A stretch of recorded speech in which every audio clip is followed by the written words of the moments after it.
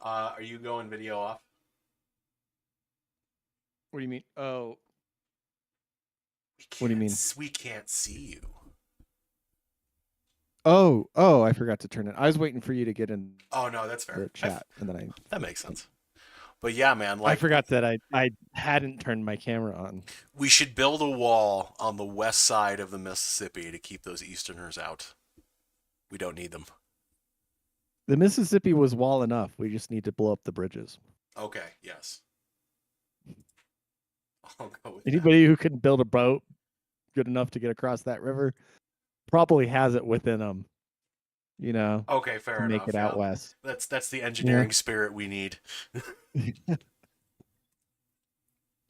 No, I don't know if it's like a I don't even know if the Mississippi is the right spot. I would move it somewhere like the 105th parallel, um, where you've got like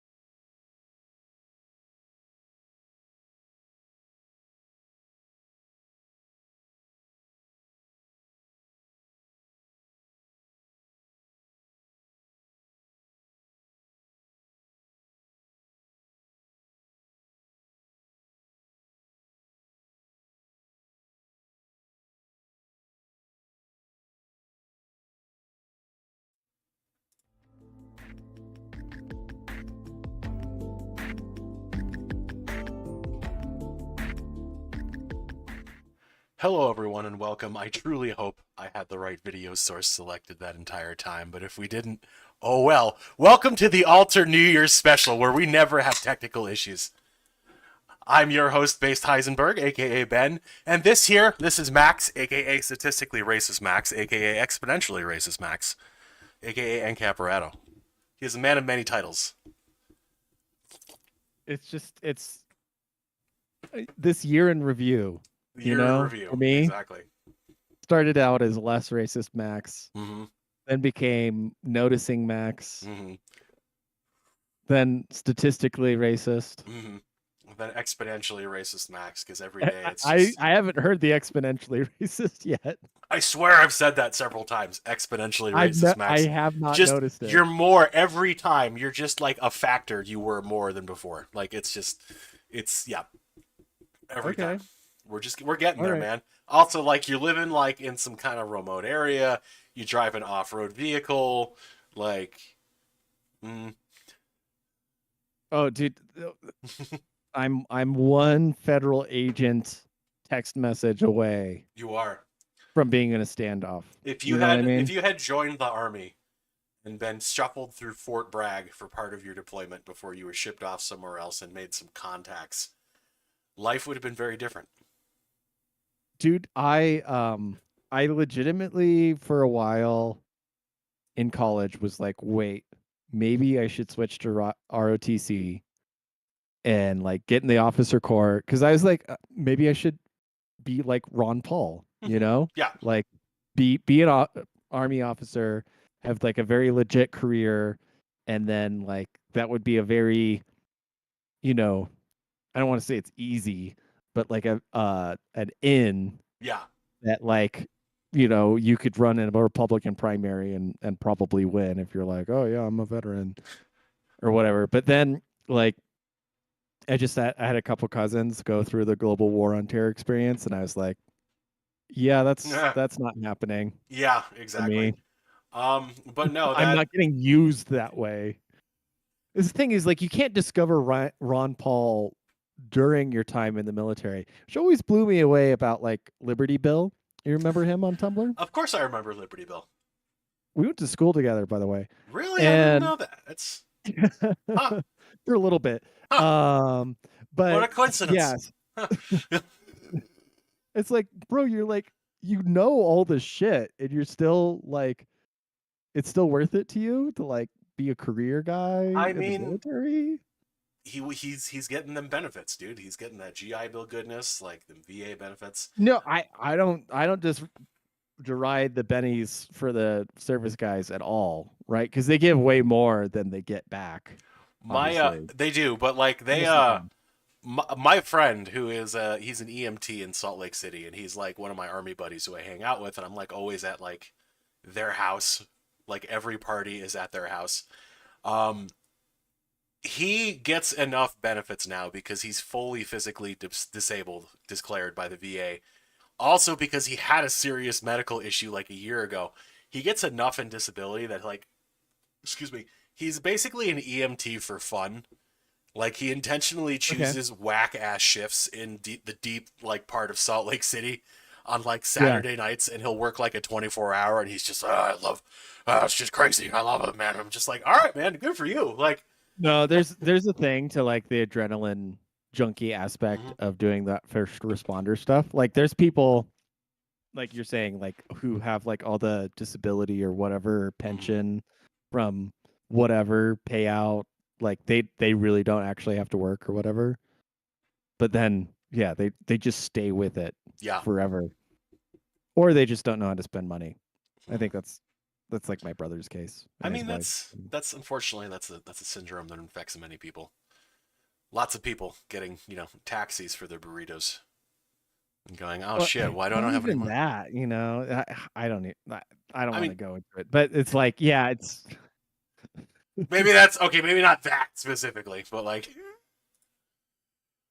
we kind of we have a general idea. we do. Anyways, um no, I so yeah, that was my problem is I was too young. Hmm.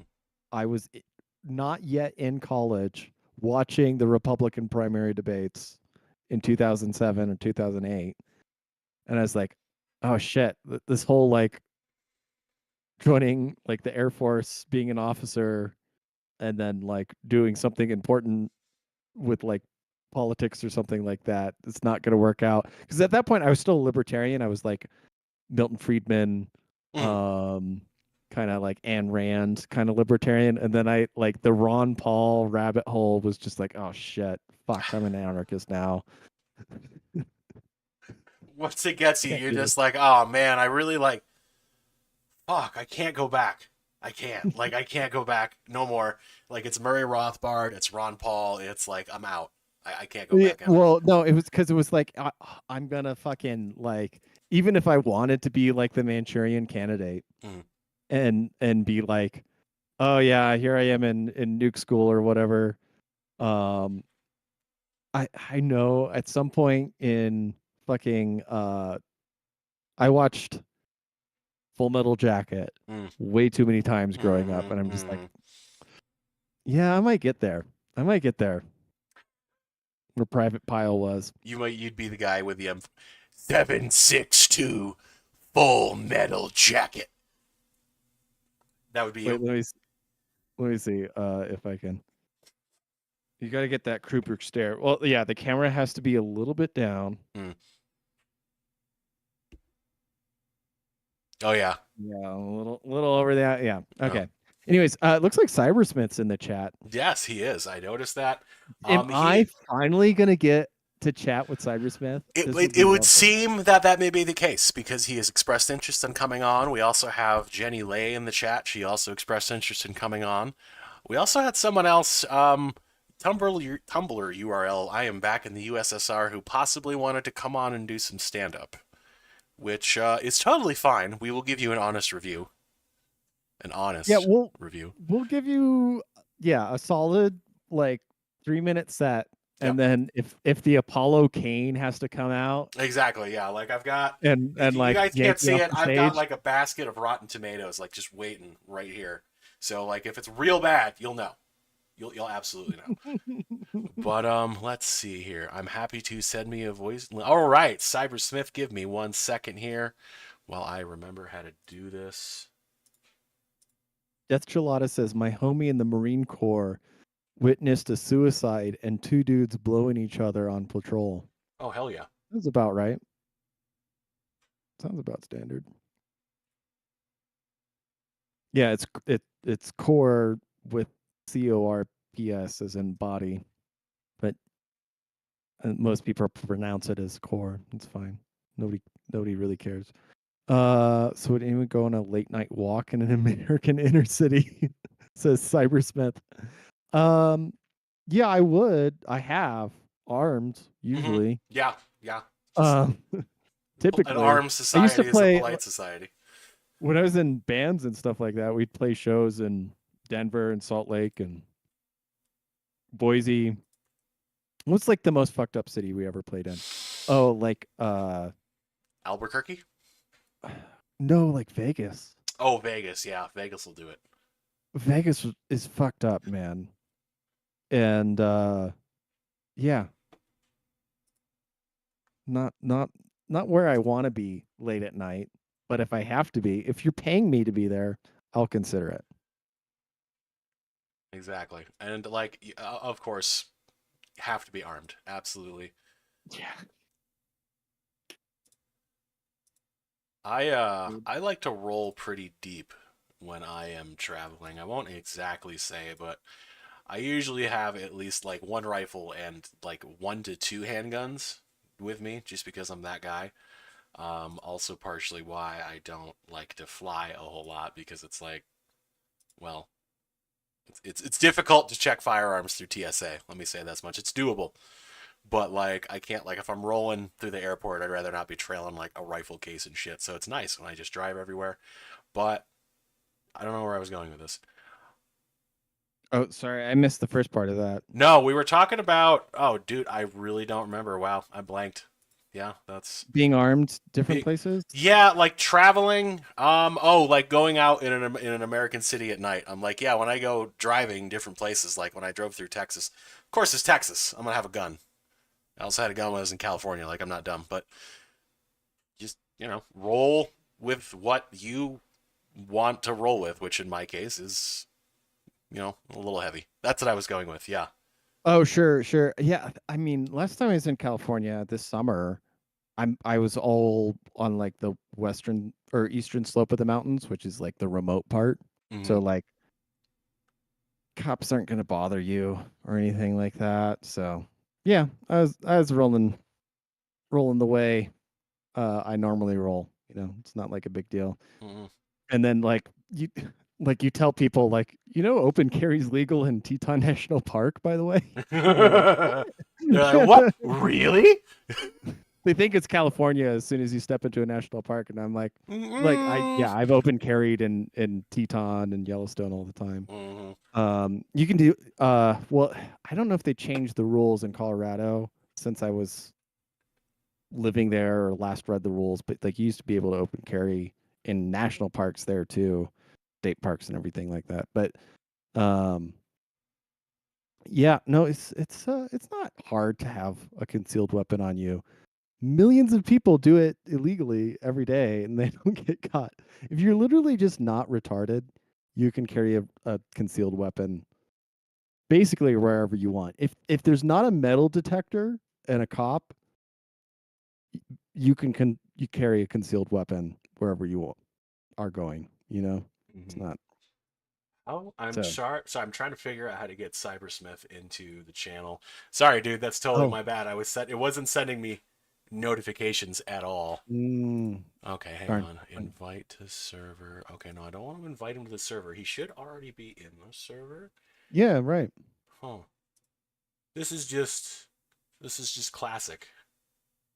And Classic speaking us. of which, like, even if you want to avoid, even if they have a metal detector, there's a lot of like ceramic Exactly. blades Yeah. and stuff like that. Yes, sir. Just Oh, saying. ceramic blades. Yeah. Okay. I thought you were about to say, yeah, there's some porcelain guns that they make in Germany that cost more than most Yeah, people make in a block month. 48 or oh god, now that there are that many Glock pistols, it like the joke doesn't land anymore when you say like Glock 57. Mm. What did they say in the original? Like, was it Die Hard? It was. He said it was a Glock, but he just said it was like a porcelain handgun. I think that like Or it's like it's costs made out more. of fiberglass or Ooh, I whatever? think we got No, him. but I like think. blades are plenty, man. Hello. Hello, Speaking of sir. cybersmith, Speaking of dangerous with a blade. ah, Good evening, sir. Or what time is it where you are? probably morning. Oh, it's 2:44 in the morning. Oh, I'm pretty sure I don't have to work today.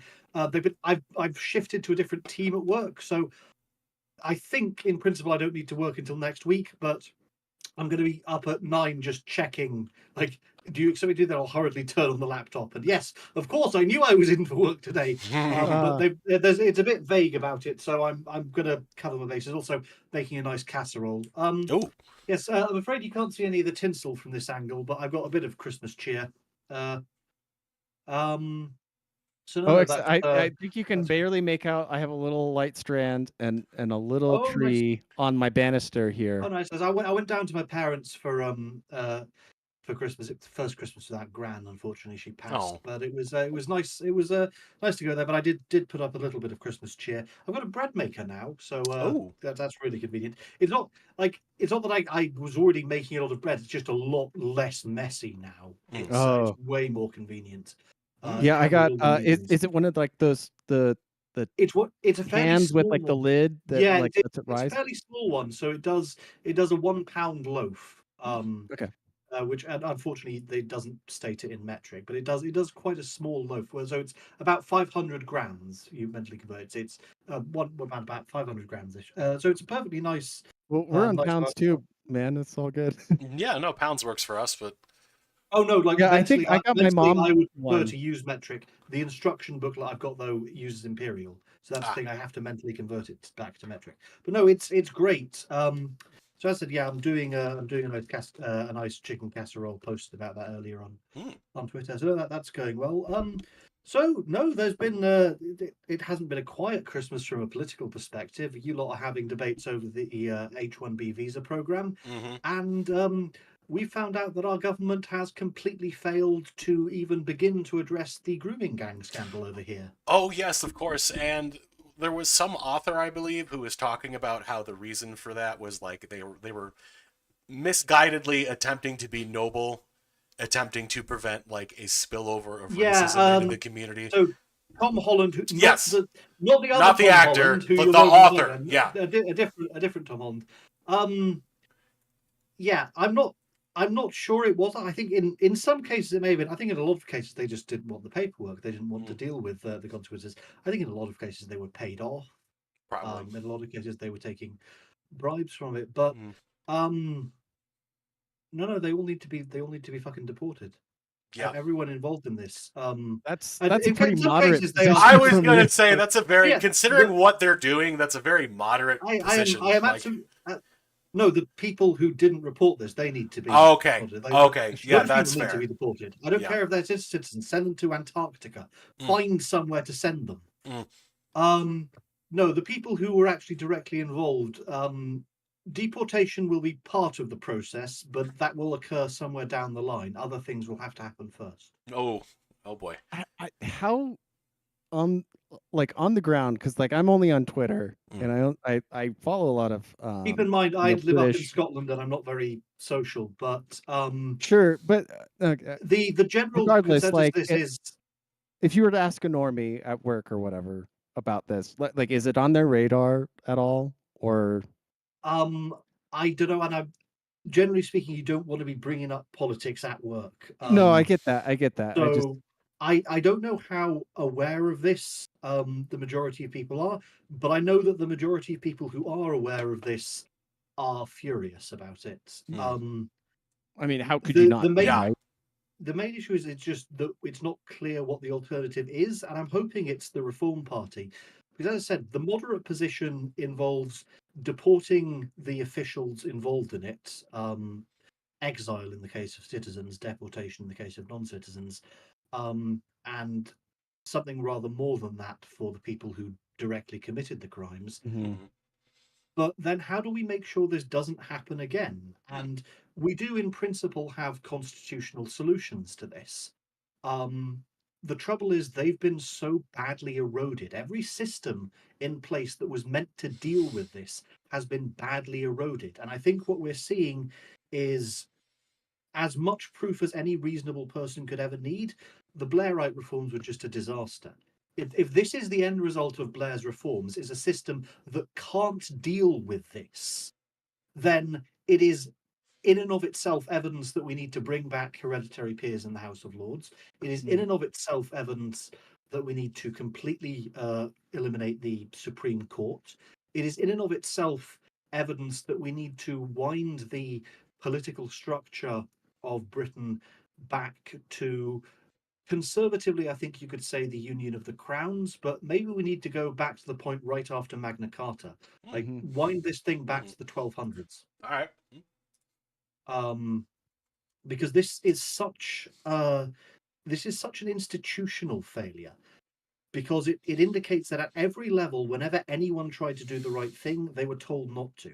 It means the local councils were at fault. It means the police system. And you guys may, to explain this to an American perspective, our police systems are very centralized. It's not like you've got state police and you've got the sheriff's department and you've got state troopers and local PD and metropolitan PD.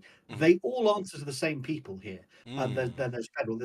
It is in theory incredibly centralized, and you have to remember we're smaller than Texas is. So imagine every law enforcement official in Texas basically answered to the same person. You're getting an idea of how centralized our system is. Okay. So local councils, law enforcement, the media, it all failed. Remember, we have quasi-state media here. So when we're talking about institutional failure, we have to talk about the degree to which our media channels, most of which are heavily subsidized and heavily regulated, far more so than yours are. And this is where I would part ways with a lot of libertarians who would say, well, free companies like YouTube, they can do what they want.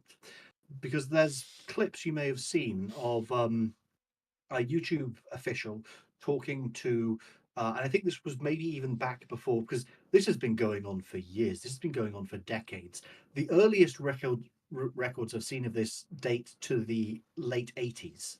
So this has been going on longer than I've been alive. It's just really, really tuned into overdrive as partly because our Pakistani Muslim population, which seems to be the bulk of the perpetrators, has increased over time, but partly I think we're just getting more aware of it. It became too difficult to hide this in a digital culture. But no, you saw MPs talking to a YouTube official, and they more or less declared, we want you to remove people who'd been talking about this. And there's no redress you can appeal to. There's no one you can appeal to that. Parliament has, and this was before the Supreme Court, Parliament has the absolute right to just say we're regulating YouTube out of existence in this country.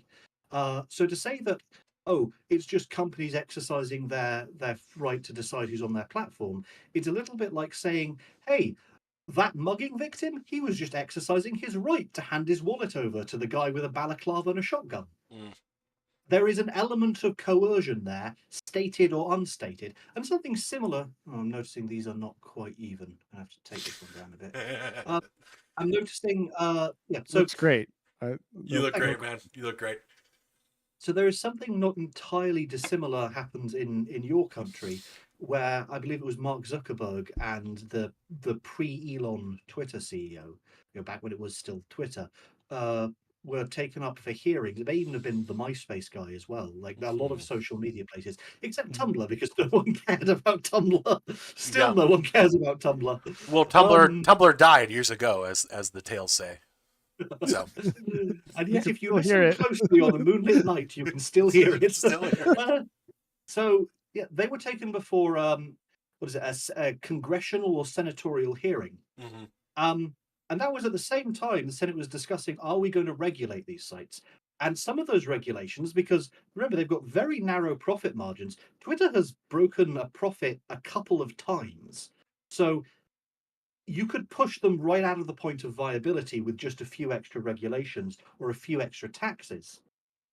And they were essentially debating what the taxes should be for social networking companies and what the regulations should be, what fines, tariffs, and so on they'd have to pay, how much they would be charged, whether they'd be subsidized. You could very easily push them, push them into the red. You could push them into non-viability. Mhm. And then they say, by the way, we'd really like you to censor these guys. We're not saying you Yeah. have to. We're just saying we think it would be the responsible thing for you to do. No, that's Tony Soprano showing up at your house with a Molotov cocktail in his hand and saying, I think it would be the responsible thing for you to pay your debts to the mob. There is an element of coercion, whether or not it is explicitly stated there. So this is where I've lost a lot of patience with the more libertarian argument, and I am to some extent still a libertarian, but libertarianism means there should be no coercion. It doesn't mean that when there is coercion, you pretend the coercion doesn't exist. You have to acknowledge actually extant coercion. You've got to say, well, ideally the coercion wouldn't be there. Okay, it is there. This is the reality we are now dealing with. How do we proceed now that we know the coercion is there? And there is definitely an element of coercion to a regulatory body, a tax body, a legislative body, discussing potential taxes and regulations that maybe it's just the lighting. Maybe I do need to, yeah, I think there's just a little bit of fuzz. I'll take this down. It wasn't quite visible in the lighting in the bathroom. I'm going to take this down just maybe half a centimeter. Discussing regulations that could make an entire business model non-viable. And then asking the people who depend on that business model for their livelihood to censor certain voices. That is de facto state censorship. It's not the actual Stasi or the Gestapo showing up to a publisher's house and smashing the printing press, but it is one layer of indirection removed from that. It's just by proxy. Well, I mean, it goes back to Farage, right? He was debanked. Exactly, and they never all these gave horrible him things. a proper explanation for that. And he's now the leader of what is poised to be maybe not an outright majority, but probably a major part of the next governing coalition. And this is another thing. Based on how people vote, we should have coalition governments pretty much all the time.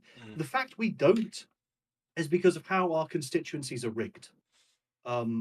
We should be almost permanently in a state of shifting coalitions. We've had one coalition government in my lifetime. It coincidentally the only coalition government we've had since the Second World War, and that was the Lib Dem Tory coalition under David Cameron and Nicholas Clegg. That was what I was about to ask. I was like, I thought I remembered that, but yeah, so that has happened, but it's really rare. Mostly, do you think there's a coalition for the Tories and reform coming, or I think there may be a coalition. There may be a coalition for reform and some of the more opportunistic left-wing parties.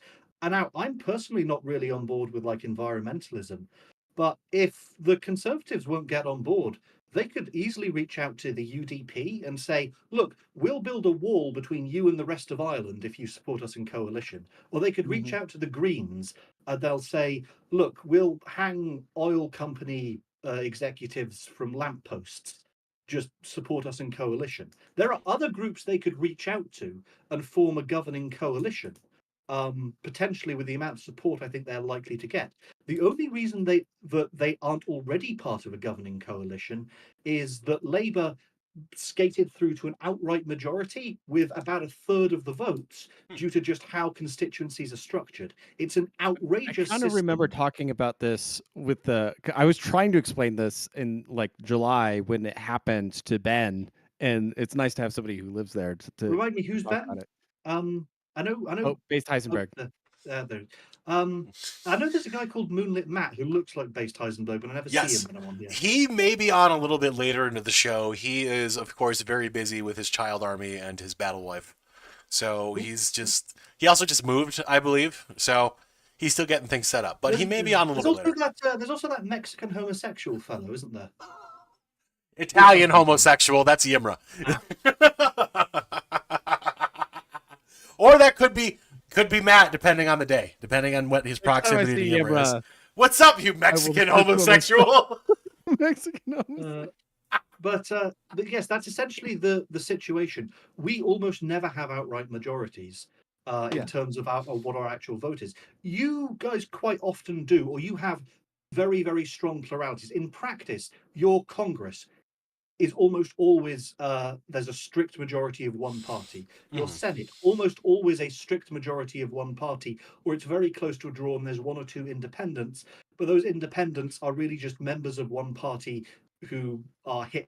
They don't want to say they're members of that party. Well, I I think give it's an worth example: Bernie mentioning. Sanders, who says he's an independent, but he has caucused with the Democrats for his entire career. This Oh, is there true. he is. There he is. Yeah, there's What's that. up? What's up, guys? Is my Hello. audio shit? We No, were actually, you're discussing coming the through. dynamics of coalitions in democracies. Nice I plot. was going to mention Cybersmith that like Yeah. Trump won on a coalition ticket, right? Because He did, because he made a deal with RFK, where basically Mhm. said, "I will let you have control over this area of policy. In exchange, I want all of your voters." And RFK obliged, Well, and so he's not getting this. that And the that's how it's Libertarian supposed to Party work. itself. You make a deal, and the Libertarian Party notably refused to make that deal with Donald Trump, and they're No, now getting they pissy did. that Angela McArdle made that deal, and if you look at state candidates for the Libertarian Party, got 10 times as many votes as the presidential candidate for the Libertarian Party. but they still ran. They were still on the ballot against Donald Trump. Yeah, They were. they couldn't not run Chase, but as Why a could they not? matter Why of could they not fact, run him? I mean, RFK tried to pull out of every state. The Democrats kind of rat fucked it to keep him in, but he tried to pull out of every state. As far as I'm aware, he tried to pull out of every state. He made a good he faith did. effort to pull out of every state, and that's why Donald Trump made him a part of the administration. That libertarian guy Chase, the fact he didn't even try to pull out of the state candidacy, that means he was running against Donald Trump. At that point, no, he can go in the crystals as well. Well, absolutely, but I would say from a practical standpoint, the voting base of the Libertarians, they voted for their state candidates for the Libertarian Party, but on a presidential level, they 10-1 That's voted for Donald Trump But that's not over really their coalition. over Chase. That's poaching votes. If a lot of Democrats, particularly a lot of the brown sombrero Democrats, they shifted to Yimmer Donald Trump. Democrats. Yeah, but you wouldn't really call that a coalition vote. That's poaching votes from another candidate. That's people shifting their political allegiance. A I think coalition would be the actual organization pledges to do it. At an organizational level, the Libertarian Party made no concession to Donald Trump, and so he is obliged to make no concession to them. Well, I would look at it from a practical point of view, due to the way the party electorate was and the bylaws are set up. They couldn't not run Chase in most places. But if you look at the Well, Twitter of Angela McArdle, who's the party chair, That's fair, but Chase she himself, absolutely was Chase endorsing himself could Donald have Trump. dropped out, or there were already assassination attempts against Donald Trump. They could have shot Chase. They could have removed him from the race that way, or they could have asked him to drop out. They could have had him remove his name, but they didn't. So at that point, I will say in the state of Colorado, they did attempt to remove Chase from the ballot, but they were blocked from the legal standpoint by the Secretary of State, on the Colorado Democratic level, Secretary of then, State, who leaked the Libertarian passwords to Party's the a voting fucking machines. clown show. Okay. If the Libertarian Party of Colorado wants to make some claim to Donald Trump that, hey, we at least tried to support you, fair enough. But the Libertarian Party as a whole, certainly at a national level, I would argue that no. They were given the chance to form a coalition. They explicitly didn't. If you are deliberately running a candidate against him, then no, that is you trying to go for the same electoral college votes that he's going for. If they'd even said in specific districts or specific states, we will drop out, but in states we don't think you're going to be competitive, we'll still run. That would be another thing. That would be another situation. Or even in states where we think it'll come down to you or the Democrats, where we don't think we can win, we'll pull out and we'll let you do that. That would be a reasonable coalition building situation where, at the very least, Donald Trump is then obliged not to stand in their way if any of their people get into Congress or any of their people get into the Senate. But as it stands, at an organizational level, I'm not talking about the individual members, at an organizational level, that's not coalition building. They did not build a coalition with Donald Trump. Some of their voters defected. That's a very different thing. as an organization, they did not play nice with MAGA. Individual voters and some individual party members did switch, but organizationally they did not coalition build, and that means he doesn't owe the organization anything.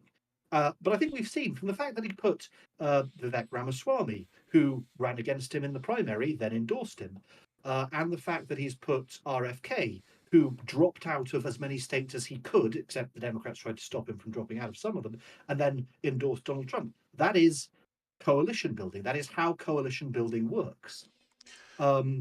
And that is how most of the time governments should be formed in this country.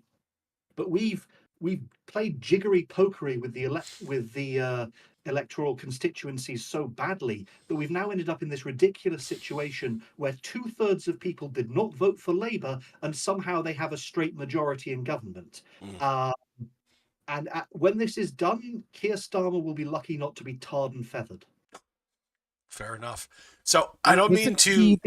Wasn't he the prosecutor or attorney? Some barrister in the case for the he was head asylum? of the Crown Prosecution Service. So, slight distinction here: we do have private prosecutions in England and Wales. We don't have them in Scotland. So you could be prosecuted by the government or a private organisation in England and Wales. In Scotland, only the government can prosecute you. In England and Wales, the body that prosecutes you is known as the Crown Prosecution Service. In Scotland, it is the Office of the Procurator Fiscal. But in England and Wales, it is the Crown Prosecution Service. They have something else in Ireland. I presume they pray to some giant stone shamrock or something. But in England and Wales, it's the Crown Prosecution Service. That is roughly equivalent to the... there is technically an Attorney General, but he doesn't do very much. He's a mostly functionary position. So in practice, that is equivalent to your Department of Justice in the USA. But it's also in charge of all the individual state Attorney General. So he's the Attorney General for all of England and Wales. There's no sub-level below him that he doesn't control. Keir Starmer was in charge of that. He is directly responsible for people who participated in this and people who helped to cover it up, not being prosecuted either for direct acts of rape and other really nasty crimes, or for what we would call perversion of the course of justice, I believe is the technical term. There's also malfeasance in a public office. There's a lot of things he could have charged these people with, and he didn't. The other thing is that Labour has been by far and away, this recent Labour government has been launching inquiry after inquiry after inquiry into every other aspect of government because it's looking for places it can save money by cutting them. No inquiries into the grooming gang scandal. Migrant rape gangs. Wasn't he also the attorney that expedited or approved the asylum case for the father of the stabber who killed the 3 girls at the dance studio? I've seen people claim that. I've also seen people claim he wasn't. So I'm not sure what he was doing in that office. The other thing is, it's possible that he was in that office as a technical, we'll give you this to pad out your resume, but you're not actually expected to do anything in it. That does sometimes happen, where you'll get cabinet reshuffles and, oh, you're the Minister of Transportation. What do you know about transportation? Bugger all. So a lot of positions aren't necessarily assuming that you're going to be micromanaging things. So he may have done that. He may not have. Certainly, as the person in charge of the Crown Prosecution Service, which I believe he was, he absolutely should have done something about it. That is not a job where you get to just pad your resume with it. You get to say, well, I'll add this to my CV, but we all know I didn't do anything with it. It's just something else I can claim expenses for. No, you had the job to do that and you didn't do it. You are at the very least guilty of criminal negligence. So he should be tarred and feathered at least. Absolutely. That's the moderate compromise in this situation. Is he gets tarred and feathered. The moderate compromise is that these from the U.S. These people are punished and thrown out of the country. That is the moderate position. The immoderate position is that we basically we have a royal revolution. Someone like maybe Prince Harry comes back from across the Atlantic. I wanted to ask you about challenges his father to a duel, takes the crown, and we just have a second Bloody Mary. We have mass executions. We have burnings and beheadings. This people forget. This used to be an extremely violent country. We were legendarily violent at certain points in our history. The moderate position is not going that far. and I hope there is still time for the moderate position. But there's not that much time. The patience of people is not infinite. I fear if we don't get the moderate position, we will do what we have done in the past, which is we will start burning people on the basis of their religious faith, which we've done before. We've burned Catholics, we've burned Protestants, we've burned witches. I think we may have burned Jews at one point. We've burned people alive for their religious beliefs, and it's not inconceivable that will happen again in the future. I hope it doesn't. I hope moderate voices prevail. But at this point, you have to recognize what the moderate position is. The moderate position is mass deportations. You are muted. Yeah, he's talking to his he knows. Okay. The moderate position is that all these people leave their positions of government. Mm. They get deported or exiled. Everyone who is directly involved in the child abuse needs to be severely punished and then kicked out of the country. Fair enough. So I don't mean to derail the conversation real quick, but we've had a bunch of people messaging on YouTube, and there was actually one topic I did want to bring up real quick. So you are familiar, everybody here I am sure is familiar with Ross Ulrich, right? Yeah, he was he the Dread Pirate? He was the guy who hired an assassin, wasn't he? No, I he mean, was. Well, he was accused of that, but he never actually did that. He never actually did it. No, he was. He got accused of it because Silk Road. Exactly. Like someone on Silk Road tried to do it or whatever, I think. So he got essentially jammed up for that, and he's like serving life in prison over it. And there was a big thing before the election about how should he be pardoned? Should he be pardoned? And Trump was going to say that he was going to do it, and people were super excited for him.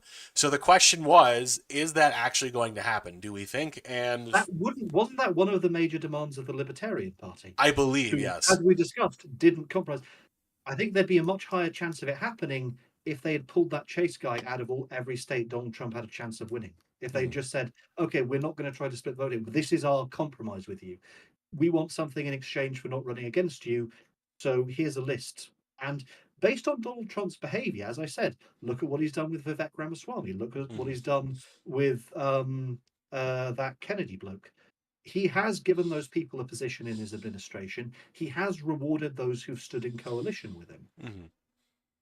I think he would be willing to do this. But the other part of that is you can't just give people what they want anyway. So Ross Ulbricht, how long has he spent in prison already? It's been like better part of a decade, I want to say at this point. Yeah, almost 8 years or so. Yeah. I think a pardon is probably off the table because the Libertarians didn't support him. But if he commutes that sentence to like 10 years and Ross Ulbricht gets out while Donald Trump is serving his term, I think that's a reasonable compromise. If he says, we're commuting life to 10 years, so you'll get out in time for the midterms. I think he was arrested in 2013. That would be a reasonable compromise. He was arrested in 2013? Yeah. When was he convicted? Fucking probably how this justice system in this country works. Probably 2 years after, like 2015. Yeah, probably. Okay, fair enough. Well, you know what? Commute it to 10 years and say, okay, he'll get out later this year. Just in time that, for I think is a Grand reasonable. Theft Auto 6. Yeah, but he doesn't get a pardon. He doesn't get his criminal record erased. He probably still has to wear an ankle monitor or so on. I think that's a compromise position. Now, if the Libertarians had actually pulled that Chase guy out, then fair enough. Then yeah, pardon the guy. But you can't reward people if they don't stand with you. There has to be a penalty for joining the coalition. February 6th, 2015 he was convicted. I think there's an argument though that like Trump could keep the Libertarian Party as a basically I'll guarantee people who don't agree with me lose their elections in tight districts kind of thing, which is what Angela, the party chair, was going for when she's been negotiating with him, which is ongoing in a certain respect. That could work, but they'd have to demonstrate that they were disciplined enough to maintain coalition. Like none of this works if they'll just say, oh, we actually think we have a chance in a district that you would like to win, so we're going to run against you in it. That there has to be some guarantee that they won't do that. The entire point of making a coalition in the case of a big asymmetry is the larger party says you won't act as a spoiler for us. In return, we will adopt some of your policy positions. Yeah, And I the mean, and libertarians do not just appear to have. say, like, that's been the case in Colorado. Like the party's made massive concessions to not run spoilers. And that is a fair point, and on- certainly that means Donald Trump should direct any Republican congressman and state governors or state officials in Colorado. He should use whatever influence he has for them to say, at the level of Colorado, you help these guys out, but you don't help them out at a national level, because at a Mhm. national level they did not keep up their end of the bargain, or rather, they didn't make the bargain. So you Right. can't then deliver on your end of it. Because that would just be getting scammed. And I think Donald Trump is a businessman. He will adhere to his end of a bargain if the bargain is actually made. The libertarians, at a national level, didn't make the bargain. You like this? You said libertarian. Ben took a hit. Representation. That's so true, King. So, okay, what's the likelihood of a early election in the UK? It's normally the spacing's 4.5 or 5 years or what? Yeah, although we've had periods where it's been shorter before, and we've had periods where it's been very long. Rishi Sunak technically called the election a little bit earlier, and there was a big question as to why is he doing this, because he's obviously going to lose. I think it was just, maybe this was it. Maybe he did not want to be the one, holding the proverbial package when everyone found out about this, because what kicked this off was the sentencing documents were no longer, because people are coming up for release. So some of the very few people that were arrested and prosecuted, that information became public record. Maybe this was part of the reason Rishi Sunak called that election early. He knew he was going to lose. He didn't want him and his party to be the ones in power when this happened. And if that's the case, that was a smart decision, Rishi. But you're still a rat for not having fixed this when you were in power. So I think it's entirely possible. A, Keir Starmer himself could call it. B, there could be a vote of no confidence in Parliament that would impose, and that would then get a new Prime Minister, and that Prime Minister would call it. C, Charles III can just walk in on a whim and say, I'm dissolving Parliament, call for fresh elections. He has the constitutional authority to do that. If he doesn't, well, there are two immediate logical heirs. There's his son, Prince William, and his son, Prince Harry. Either of them could theoretically come in, challenge him to a duel, strike him down, claim the throne themselves, and then invoke royal prerogative. I'm not saying that they necessarily would, but I'm saying that's 5 distinct paths. There's Keir Starmer does this essentially to avoid becoming even more unpopular and possibly to avoid being prosecuted. 2, there is an immediate vote of no confidence. Someone else ends up as prime minister, unlikely to be Nigel Farage, because he doesn't have the MPs for it.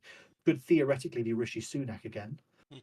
Theoretically be any number of Tory MPs. Could theoretically be a new Labour MP, and that person calls for fresh elections. 3, King Charles does it. Actually, no, that's 6 options, because then there's both William and Harry potentially options if King Charles doesn't. So There's I'd plenty say, of ways. yeah, there's plenty of ways for this to happen. There's vote of no confidence. There's multiple possible ways this could happen. But I think the most likely outcome is that he either, in order to avoid the embarrassment of a vote of no confidence, calls an early one, or King Charles just comes in and says, so we most of our life he's been Prince Charles, you'll forgive the slip up. King Charles just comes in and says, I'm dissolving it. You will call for fresh elections because you clearly don't have public support. And I think that is precisely why royal prerogative is an important factor and why it needs to exist. It exists precisely to prevent something like this, where Parliament just tries to ride out the next 4 years despite massive unpopularity. Well, I mean, it'd be nice if it were invoked, but I just, when's the last time any sort of royal prerogative was asked? Like, did Elizabeth? Technically speaking, not in this country, but in Australia in, I think, the it may have even been the 1990s. The Queen ordered her Governor General, who governs on her behalf in Australia, to dissolve Parliament because they'd been stuck in gridlock. The Australian people essentially had no Parliament because their Parliament had been stuck in gridlock for weeks and weeks and weeks. And she said, "No, enough of this." She ordered her Governor General to dissolve them, and so he went in with soldiers, basically ordered them out at bayonet point, and they called for fresh elections, which she does have the right to do here. It's just in Australia she did it via a Governor General, but it was still royal prerogative. So I think it was actually the 1990s that happened. It just happened in Australia. So it is absolutely a legitimate, on paper, legal authority that has been invoked within living memory. I would really love to see that happen just for the Yeah. footage of them being driven out of Parliament at bayonet point. That alone, that's like watching our Congress people with those stupid plastic bags over their heads getting heralded out like sheep during January 6th in 2020. They're like so terrified. Oh, or 2021, There is a excuse me. reason that our military officially pledges its allegiance to the crown, not to Parliament, not to Her Majesty's government. Her Majesty's government funds the military, but they actually take their orders from the Queen. There's also the yeoman warders. They're sometimes called. You sometimes see them called beefeaters, but those are the yeoman warders, the people with the elaborate, colourful tabards, not the people with the big fluffy hats and the red coats. But if you see the people with the elaborate ceremonial tabards that you see in the tower, I believe those are the yeoman warders. That is an armed military force, one of the only armed military forces in London, and that is explicitly loyal to the royal family. Then the police. The police are officially loyal to the Queen. It is Her Majesty's police force or His Majesty's police force. So, if if the King does invoke this, Parliament does not have a leg to stand on. They could threaten to cut the police's funding, but the police have already been funded for this year.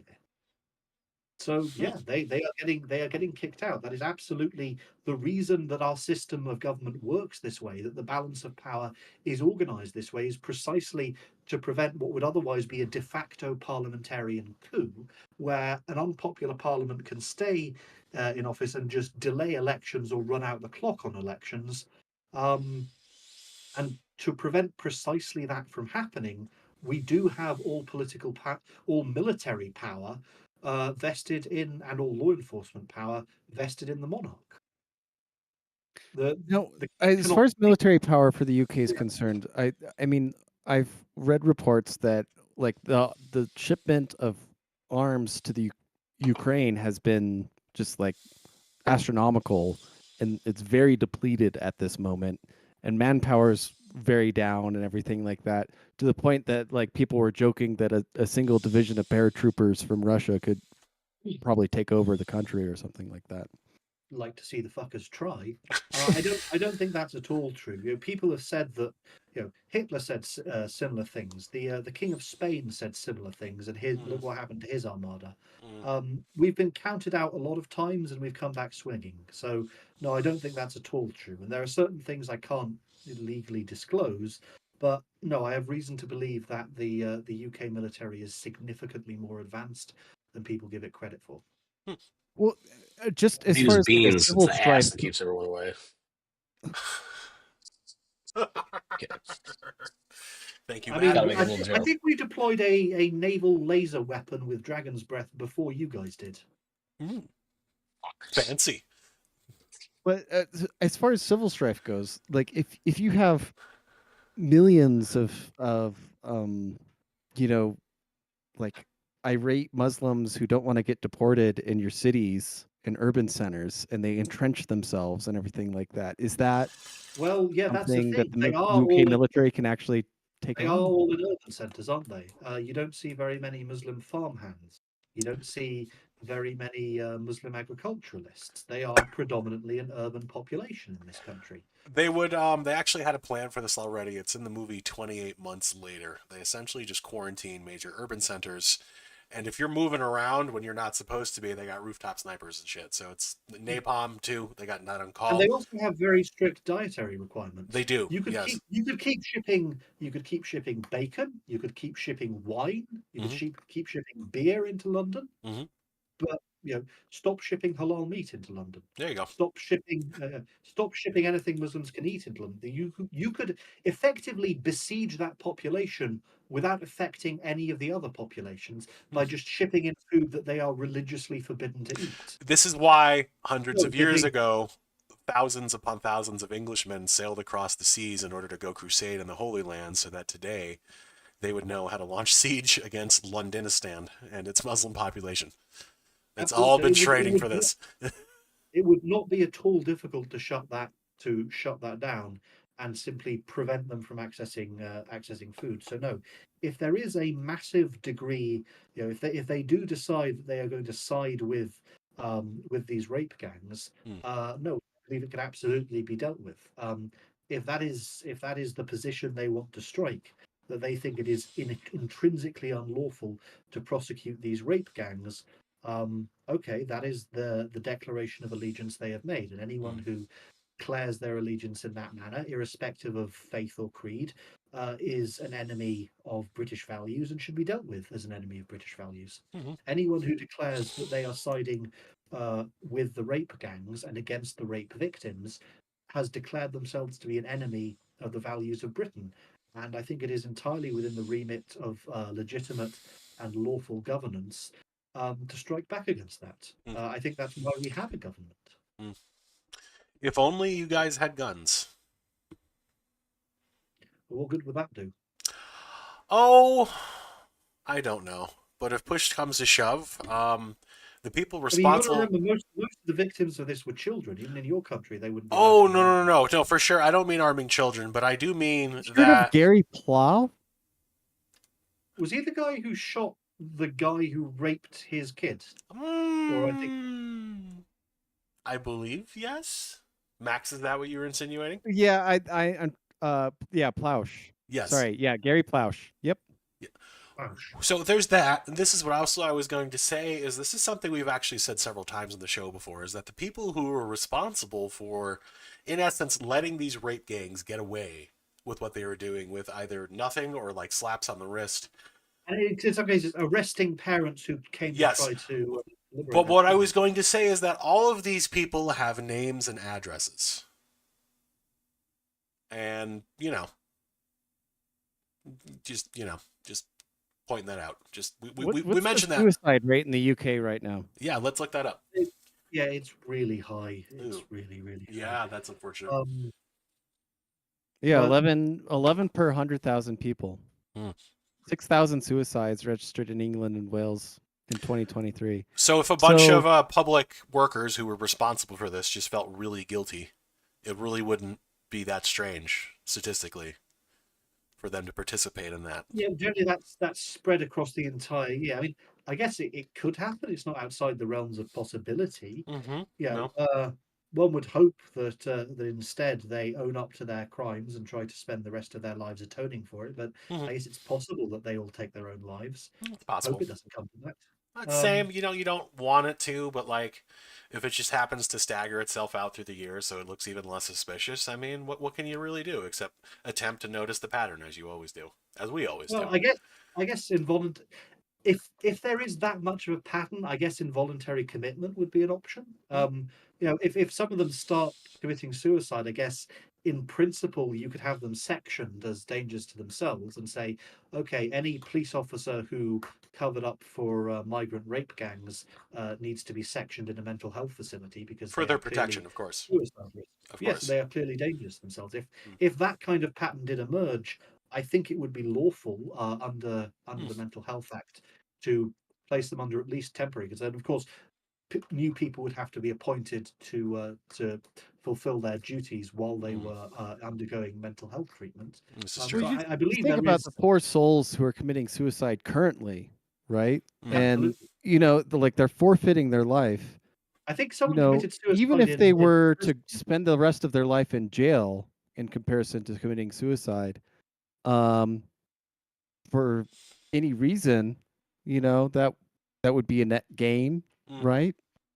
Well, absolutely. But I think, well, there is the issue with prison. Our prison systems are massively overcrowded. Did you hear about this? Keir Starmer releasing prisoners. Yes, releasing That is, prisoners to make room for people who were like posting hateful things online, allegedly, or well, not even participating. hateful things that the actual criteria can now be causes someone anxiety. Oh, So so to post, you have to determine whether what you say is likely to cause someone else anxiety, which to me seems an entirely unreasonable standard. yeah, Um, that's in the because the United standard, States we would call that yeah, arbitrary and capricious. yeah, the standard isn't even would cause a reasonable person to experience anxiety. I think it's just if it causes someone anxiety. Mm. And my my argument is I don't see how you could reasonably predict what could cause anyone to experience anxiety. It would be Feeling one thing to anxiety right say now. Yep. you can't cause a reasonable person anxiety. It's quite another to say you can't cause anyone anxiety. I Mm. think that is an unfair standard. But no, the system, the situation cannot continue as it currently is. As I said, I really hope that we get the moderate solution, but the moderate solution involves mass deportations. It involves a very high turnover rates. A lot of people just need to leave the civil service. They need to Mm. leave the police force. They need to leave the local councils. Um, Or be and physically removed, so to speak. or be physically removed, so to speak. Um, and I think we absolutely need we need another general election, Mm. and we need to look at how the constituencies became so perversely oriented that we could end up with a majority government that got about a third of the vote. And I think we also need to ask questions about whether we should go back to an older system of parliamentary representation, such as what we had in the late 1700s and early 1800s, before the franchise was so massively expanded. So what you're Because saying is clearly what parliamentary democracy has gone wrong. Certainly, the Tony Blair reforms need to be done away with. We need to restore the House of Lords because the whole point of the House of Lords is that we need a governing body that isn't subject to the shifting whims of the mob. As Rudyard Kipling would put it, the gods of the marketplace. We need an element of our government that doesn't listen to that, that listens to the gods of the copybook headings. Mhm. So would you say Now, that what you guys need is to make Great Britain great again? That movement needs to Absolutely, start. absolutely. In the very long run, what we are going to have to do, and what I don't think we can realistically avoid doing, um, by any by any realistic measure, is we need to restart the we need to restart the empire. We need to be growing again. We need to be expanding again. We will so this on this that this note, this are won't you white pilled or black pilled on America? Do you think good things or bad I'm things are going to reasonably happen? white-pilled. You're Yeah. having difficult discussions that need to happen, such as the H-1B visa, but that's better than not having them. Mm. And I think what you're going to have to acknowledge is there is going to be a trade-off between gross domestic product and other values. You are going to have to look at it and say some of the decisions that make the world that benefit us in some ways will make the line go down. Mm. Are, to what extent are we willing to sacrifice GDP for social cohesion? To what extent are we willing to sacrifice GDP for aesthetics? To what extent are we willing to sacrifice GDP for national security? To what extent are we willing to sacrifice GDP for mental health? You have to be willing to look at these questions, and it can't just be, oh, well, that'll harm the GDP, conversation over, which is how it has been for a very long period of time. That has been treated as the end of the conversation. Mm. Uh, Gross domestic product has been treated as the most important thing that the government is primarily obliged to serve. And I don't think that's sustainable. I think gross domestic product has to be looked at as one of many things that a society has to be concerned with, but not the only thing society has to be concerned with. And I think this H-1B visa program you're having, it's a difficult discussion, and I urge you all to be civil. Let's not try to hurt anyone's feelings here. Let's be polite. Um, But I think these conversations do have to happen, and you do have to have these difficult discussions where you say, what is the trade-off we are willing to accept?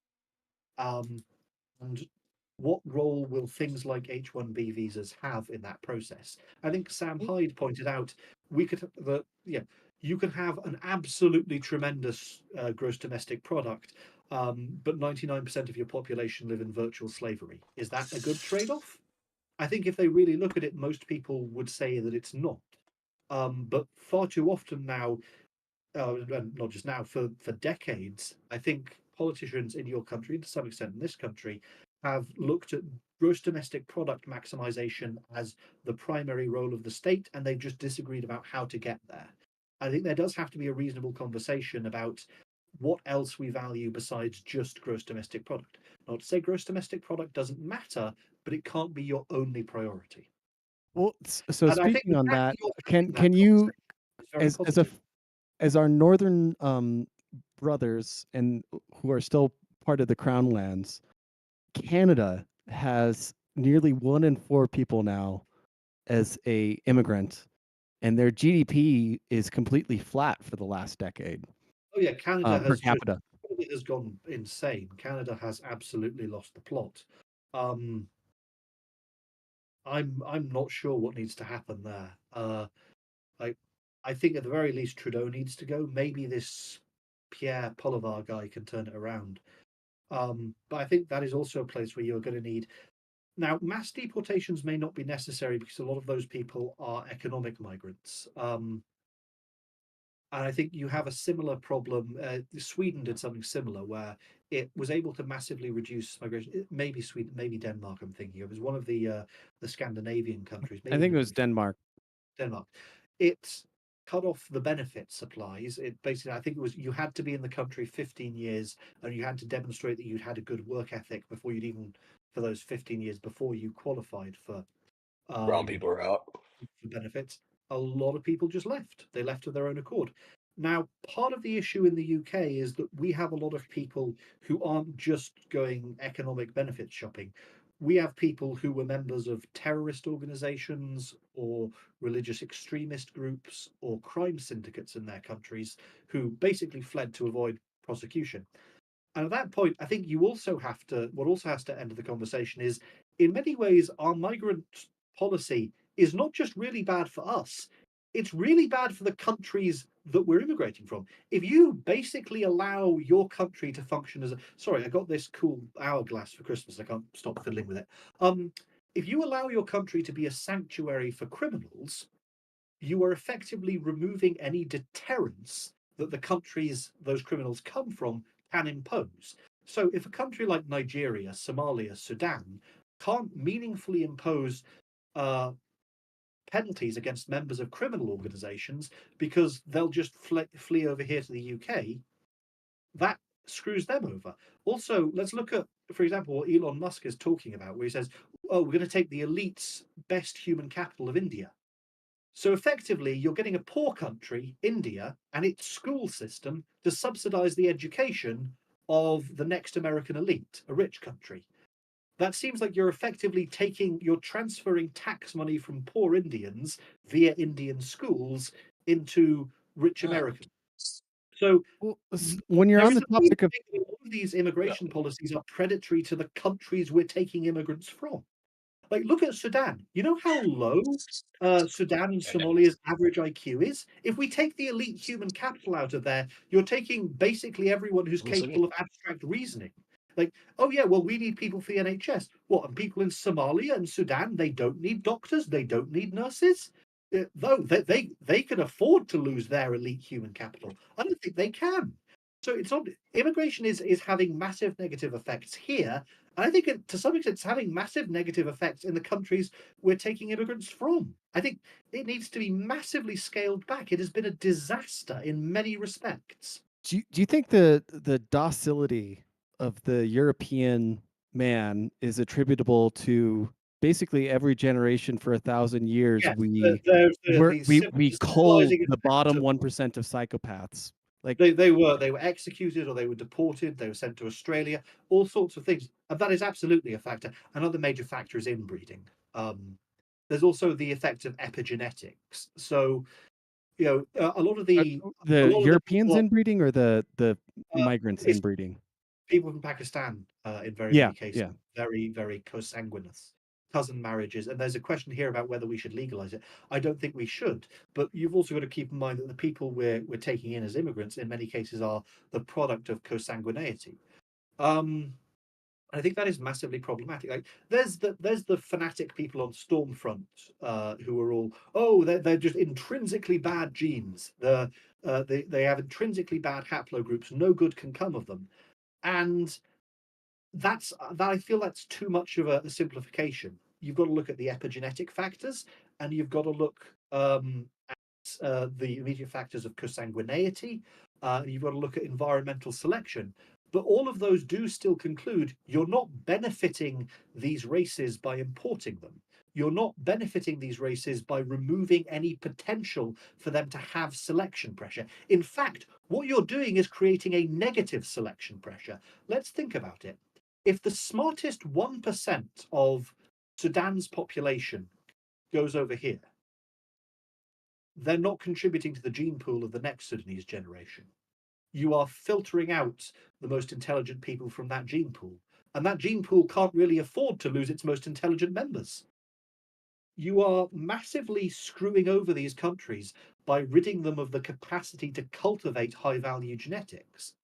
I think the immigration needs to stop. It is clearly disastrous for us, and I suspect it's disastrous for the countries we're importing from. We are screwing over their gene pools, and we're doing it so that rich employers over here can pay a little bit less money to their employees. It's absolutely insane. It is prioritizing the benefit of one Superman curl here. It is prioritizing the benefit of one small economic stratum at the expense of everyone else. It is having profoundly negative effects. I think the same is true of foreign aid as well. The effects that this is having are profoundly negative on the countries it is supposedly intended to help. They are profoundly negative for us. This is not improving the stock of humanity. It is not making the world a better place.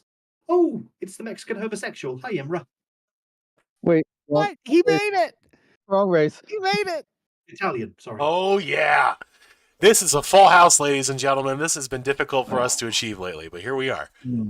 We also, friend of the show, Anarchy in Black, almost came on, but he's a little bit tied up at the moment. But he wanted to say hi. He wanted to say hi. You wanted to talk about brain drain from third world countries. Anarchy in Black is legitimately probably one of the smartest people to have ever come out of Haiti. He's for real. Yeah, for real. And Haiti can't really afford to lose very many smart people since No, they made it that deal with cannot. the devil years ago. But knowing Marcel deserves. I mean, Haiti could do a lot better if we weren't. I mean, Marcel can make all the arguments, right? Like that. We shouldn't be interfering with Haiti so much. Haiti may need to be exercised. Few know this. The boys came on. They contacted some kind of intelligence. Now, people have speculated it may be the fallen angel Lucifer, spoken of in the Bible. People have speculated that it may be some kind of extraterrestrial intelligence. It may be something entirely unlike any intelligence we've ever experienced that dwells in the silence between the stars. Some unspeakable An arrival. Mind that they contacted in this boys Cayman ritual, and they basically said, give us mastership of Haiti and we pledge to you our futures. And they, in this ritual, the boys came on, and it appears they succeeded. They overthrew the French colonial government there, and they've been racked with disaster ever since. The entity came to collect its due. Few know this, but that is why Haiti has been in debt. It hasn't just been in debt to France. It has been in debt to the dark entity that it contacted so many years ago. I believe in this. the boys came on ritual. I have adopted this belief. I believe this. Up. He's up. What's up? So Matt's just checking on one of his many child soldiers. This is a constant. Yeah, it's like constant. Cause I gotta leave in I'm gonna leave in like 30 seconds here. But one guy wants to get in into the podcast tonight. Missile launch. Oh, okay. Yeah, we can let him in. Missile launch. Are you part of the alter server? He is. He indeed is. I can't remember what his exact username is without looking at the chat. Okay. Oh, dude, like it's like I got my kids down. Like I just moved in the new house, Mm-hmm. and got everything set. Like I got the clock up first because it's very important. Word. But This, yeah, this is what's Anakin really Black important. has That's the most important had right me there. blocked for years since Tumblr, Oh. and it was because of exactly what we're discussing. The GDP is not the only priority. In this case, it was regards to international shipping. I was saying yes, international shipping, buying goods from cheap foreign producers, is good for the economy, but it weakens you in other ways. It makes you more dependent on fragile supply lines. And remember when that ship got stuck in the Suez Canal? That's Mhm. exactly what I'm talking about. And I would argue there are certain things that should not be dependent on international supply lines if it is at all possible to make them not be dependent on it. For example, insulin. I think that should be produced as locally as it possibly can be, even if it's not economically optimal I to don't think do it should so. be produced at all. Can you If it- imagine? yeah, I don't even care. if it's not economically optimal to produce insulin locally, it's more economically optimal to import it. Having certain things that are vital depend on complex, fragile supply lines is a bad idea. And I think this is where we have to discuss the trade-offs for GDP. Mm. Yes, free economies are optimal. They are optimally efficient, but what are they optimizing for? They are optimizing for the economy, for economic benefit, for profit and financial benefit. That's not necessarily the only thing we should value. And we have to discuss these trade-offs. And when I said that to Anarchy in Black, he blocked me, and that was on Tumblr years ago, and he's blocked me on every other site. Hmm.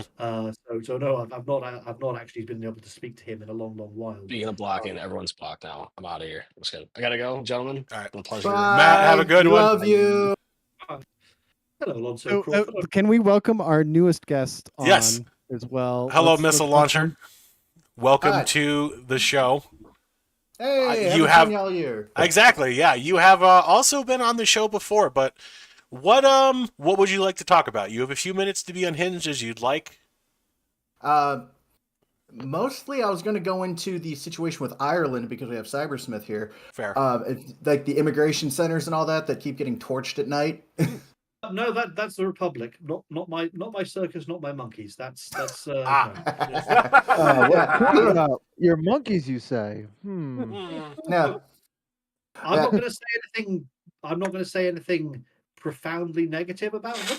I'm not going to call them a bunch of drunken car bombers. I'm not going to say that they brought this situation on themselves. I'm not going to say that they're a land of religious fanatics and hippies. I'm not going to say any of that. But that's the Republic of Ireland. They've made it very clear. They want to do their own thing, which means it's not my problem. And you didn't say any of it, so you're clear. You're good. Exactly. Yeah. You got an alibi. You were busy. Yeah. They want to Disavows Yeah. all stated sentiments. I totally understand. They want to do their own thing. They can do their own thing. That makes them not our problem. Now, Northern Ireland. What if there were a method for Conor McGregor to ascend to the throne and then royally marry and bind the houses of Windsor into Ireland again? That would be something. That's essentially how Scotland came into the fold, albeit indirectly. I think. No, if that's the possibility, then yes. But I think as long as they remain a republic, then no. They are their own entity. They've made it very clear they want to be their own entity. In that case, they can handle their own problems, and it's in no way our concern. Really fair. Can't really argue with any of that. Well, I don't Missy, like Lunch, Conor. anything Do I else have- on your mind? Are you gonna enjoying say, the new year? Are you white pilled? Are you black pilled? What's your Me outlook? personally? Yes. Me Yeah. personally? All right. I would say I would be more on the white side. As you can see, if you remember me from last year, my setup's a little bit different. No, I've- I'm remembering you were from like a garage last time. This is beautiful. Yeah, man. Oh, I'm it was- enjoying this. It wasn't a garage. It was a 1-bedroom apartment. Now it's a 2-bedroom. Okay. But you know what? I am now, over the course of 2024, I've reached a level of personal wealth unprecedented in my life under my own power. So everybody who says like 2024 is a dog shit horrible year, skill issue. No. No, I'm starting this year in a much better position than I was last year. Mm. So I know I hope good things keep happening. Mm-hmm. But no, all things considered, you know, I think we're going to have some very difficult conversations. I urge everyone to be civil. I urge everyone to not say anything they can't take back. You know, let's not go throwing around rude words or anything like that. Let's not go around condemning others to torturous deaths if it can be reasonably avoided. But I think there are some difficult discussions that our civilization has put off for far too long, and it's time we had those discussions. And we've seen the consequences of delaying them. But no, the reason I'm white pilled is that we do seem to be having those discussions, and I think at the end of this year we'll be in a better place for having happen. I know. Okay. I'm personally very excited for this year. A lot of things seem to be we're building up momentum, especially in the latter half of the previous year, and it seems like everything's really going to come to a head this We go. got the Acolyte, and I think the Acolyte was really good. There were a couple of things that held it back. Firstly, the fact that Are you Disney talking about the Plus, Star Wars show? Yes. yes, Disney Okay. Plus seems to only be able to make money by releasing them sequentially. The Netflix model of release it all in a big chunk doesn't seem to work for them. I think the Acolyte really suffered from its sequential nature, because you got the answers to certain questions, but you've forgotten what the question was because it was like 3-4 weeks ago. The other issue is it just costs too much. That's a ridiculous amount. Look, I hope they reverse their decision and make another series of the Acolyte. But they've got to find a way to cut down the costs. That is unsustainable. Weren't they just like funneling money to like the director's girlfriend, basically? Like it was all above the line. Like It's not clear exactly what they spent the money on. I think it may have been what it may have been is the lightsaber technology. If you notice, the lightsabers are very big and bulky. Why? Those are completely controlled, self-contained units that are actually their own lighting element. That's why the lighting in the Acolyte looks really good. But it cost them a lot to develop that. But this is something that's actually been consistently good. I think the Acolyte was one of the best of it that didn't have like an actual full feature-length film production. Is using lightsabers as diegetic lighting elements within the universe. They've done really well, and the Acolyte made massive leaps in that because you don't have a trailing cord from the lightsaber that has to be edited out. Yimmer, what were you gonna? Wait, Alfonso, what were you gonna say? I was going to ask Cybersmith about the Acolyte, about which era it takes place in the Star Wars universe, because I do know that those had a lot.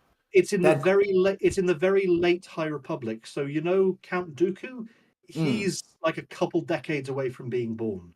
Oh, okay. So even within the universe, those could have been realistic lightsabers, because I know way back when they even used to have wires. Oh yeah, so the proto sabers. So this is well after that. But so the self-contained lightsabers, I do like that it clearly allows them to do really nice choreography and still have the diegetic lighting.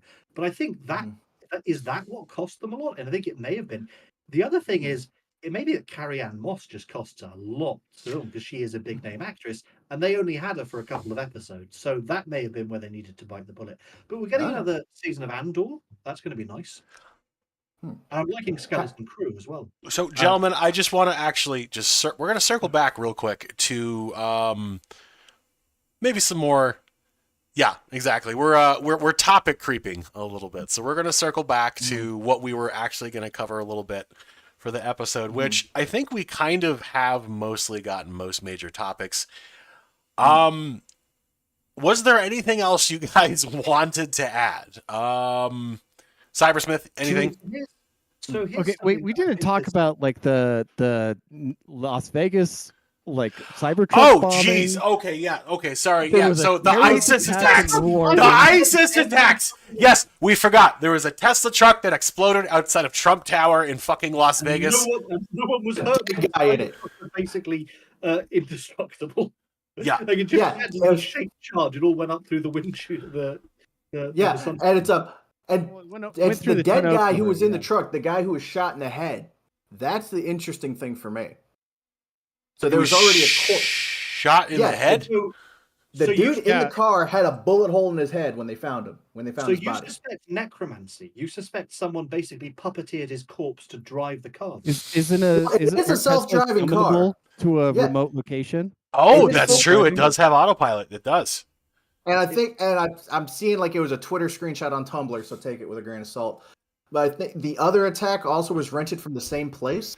So no, it wasn't So- from the same place. It was it using the was same app. app. Exactly. Yes, Ibra. Yeah. It was called Mm. Turo or And something you've like got- that. Yeah, and Yeah. got You similar rent a things privately happening owned in vehicle. Germany. The world Yeah. is really straining at the bolts. And as I said, this is why I think we need to have frank discussions. And I really do hope we have a moderate solution. I don't want this all to end violently. But if we keep delaying uncomfortable discussions, I think this is all going to end violently.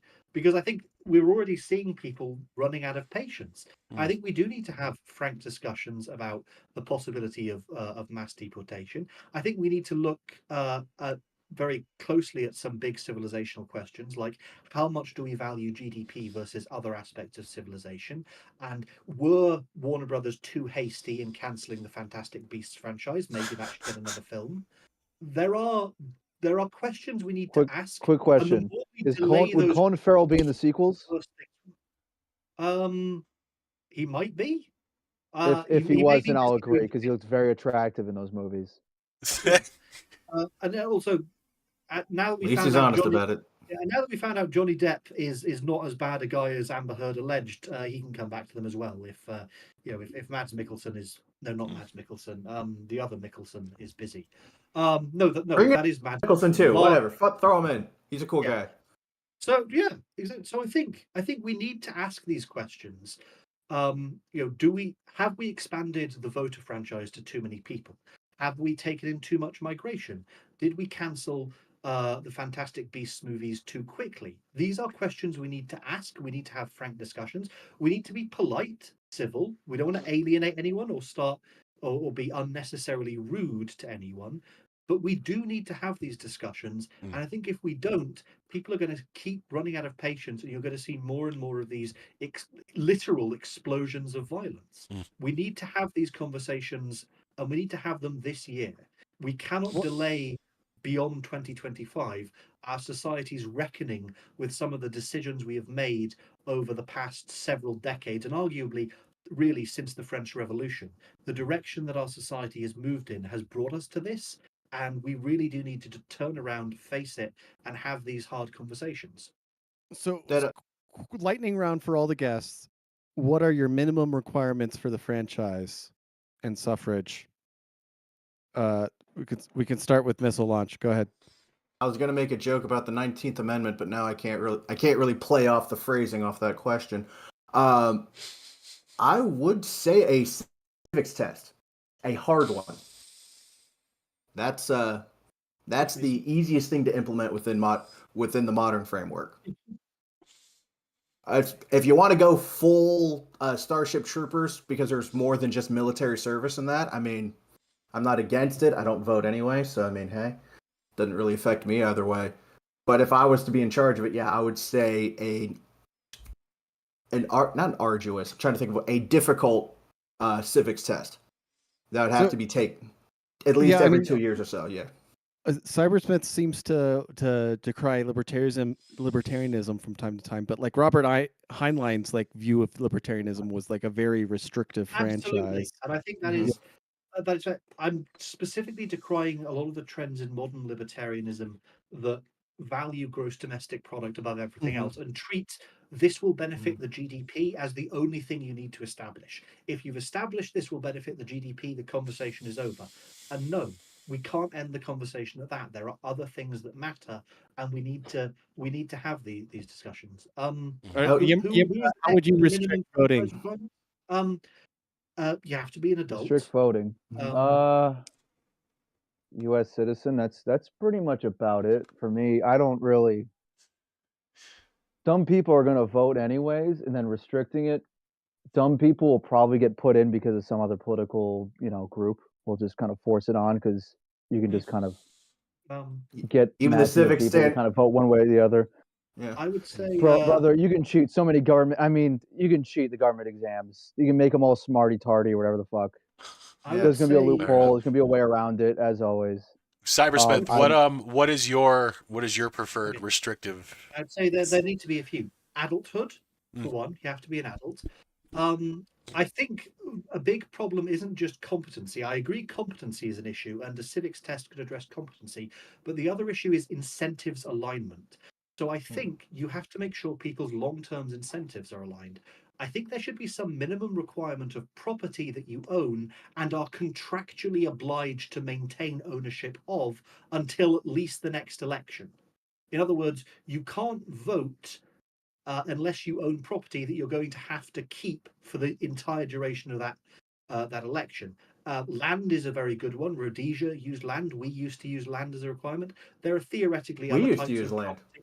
Yeah, there are other types of property that you could possibly use, but the key element is they must remain within the country, or they must remain bound to the country's economic future, and you can't legally be allowed to sell them before the next election. So you must be under some kind of contractual limit against moving your assets overseas, and there must be some minimum asset value. No women. I think this is going to be a controversial one.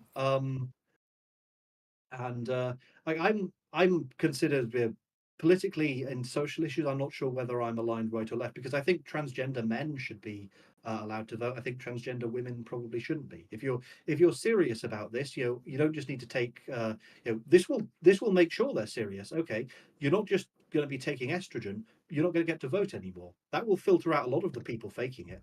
Wasn't that a joke on Tumblr? It was like trans inclusionary radical misogyny, where like female to males were inducted into being guys as long as they were sexist against women. They were like, "You're in." That's actually one of my I discussed my trans man class I think 1,000 times. It's kind of the basis. Excellent. we've seen the consequences of women voting, so I think that needs to be at the very least scaled back. It used to be in the United States. It used. Oh, I'll let you finish. This is really controversial, and I'm not even sure I'd implement it. One thing, this excludes me currently. I think you could make the argument you should have to have kids, or at least you should be either under a certain age as an adult, or you should have kids. You shouldn't get to vote on it if you're not going to be living with the consequences, or your bloodline isn't. So that would guarantee an alignment of incentives. You don't get to vote for the future of the country if you aren't invested in it. So you have to make sure there is competency, which you talked about with the civics test. You also have to ensure there is an alignment of incentives. And this is one of the problems with women voting. Traditionally, when a country has been overthrown, defeated by another country, women have simply defected to become the wives of the conquering nation. And that is, in some sense, the long-term prospects of a woman are not bound to the country she is a part of. The long-term prospects of a man can be aligned to the country he is a part of if certain other conditions are met. So I think that is a concern we have to talk about. And there's probably going to be a lot of room for combos. There's going to be a lot of debate, and I'm not sure where the final standard should be set at. But I think the current standard, which Yimra talks about, is just way too broad. It allows people who are not competent, but also people who have misaligned incentives. Who hasn't gone? I nominate Ben Buffalo and South. myself. But so- Ben, Base Heisenberg, please. I'm gonna share keep mine real simple, and by real simple, I mean I don't want any input or constructive criticism from anybody. I love you all. For the purposes of just being controversial, I'm gonna say, you keep what you kill. That's it. That's all I got. Just like Uncle Dave. Can I agree? Sure. So Is that allowed? Yay! basically, You're allowed to agree. you nominate people, presumably people with terminal illnesses. You give them blank ballots, boxes of blank ballots. They run out into the country, and there's an expiry date on those. You have to kill those people, take their blank ballots, and submit them, and that's how you vote. I mean, that's one way. It could Actually, work. sure. It could Why work. not? In my system, yeah, why government not? like the Lobster? Or Yes. something like that. Yes. Another Colin Farrell movie? Okay, I'm listening. I'm in tuned. The point is, if you just don't like it, you can just kill it. That's also the point. Like, just whatever. Like, Nah. you keep what you kill. I- Anarcho-ridicism. Yeah, I was thinking we could even integrate some immigration policies where basically you round up illegals and then you put them into you involve them in the democratic process as has been outlined, and if they survive, then they get to be a citizen. Could work. Do they count as a full vote each, or is 3/5 of a vote? I would say Oh, three no. That's fifths. the thing. No, Maybe they don't no. get to vote in that cycle, but after that Yeah. election cycle, then they get to participate as a normal citizen. and I think that is a reasonable question. Maybe part of the problem with the vote is that we can't subject it to gradation. So maybe we should have some differential level of voting. So maybe a woman gets a vote, a man gets 2 votes, or maybe you get a vote, or maybe everyone gets a vote, and then you get an extra vote for each testicle, and then you get an extra vote for each child. Part of the problem here may be that we're saying everyone gets a vote, but everyone gets only 1 vote, and that has limited how flexible the system can be. There may be room for a system where you do, and also if you've got multiple votes, we can kind of automatically implement a ranked choice system. It's not just winner takes all, because you could give 1 of your votes to one candidate and 2 of them to another candidate. So the system now allows for a greater degree of nuance. I You think see that the is also- banners for that now. 1 testicle, 1 vote. That's it right there. I That's know. the slogan. I have a friend who was a military veteran, and he got cancer in 1 testicle and had to have it removed. But I would like him to have extra votes compared to the average person. Okay. Well, then, Can he see, still considering have it? he's Can he, like, put it in a jar or something? Yeah. We can take that to the polling station. Well, we can synthesize that with keep what you kill. He's a veteran. I mean, he could. Oh, as many Kuwaitis and Iraqis he killed, he gets to vote for. I'm pretty sure the Kuwaitis were on our side, but okay. Oh, Well, yeah, I'm just saying. Do we have? They just have to be in possession of the testicles. Exactly how? I'm just saying maybe that part can be a little bit. Oh, that's okay. That's he presents at the voting. Oh God! All right, Max. No. Max, it's your turn. What is your reasonable limitations for voterhood? Give us your wisdom. If we were to fully embrace anarcho-capitalism, then votes would be proportional to shareholders, right? Which would be your contribution to the revenue of the state in that case. $1 of tax is 1 vote. Yeah, so essentially, yeah, you could weight it by the amount of tax that you pay. Taxpayers would inherently want to reduce the amount of taxes that they want Which relative also to reduces their political contribution.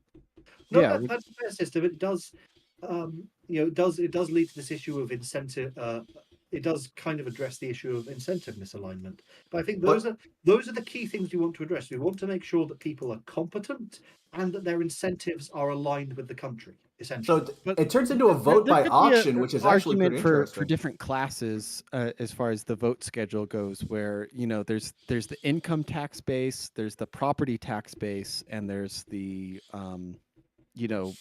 reproductive tax base or so on. Absolutely, because that's where future taxes are being drawn from. One ball, one vote.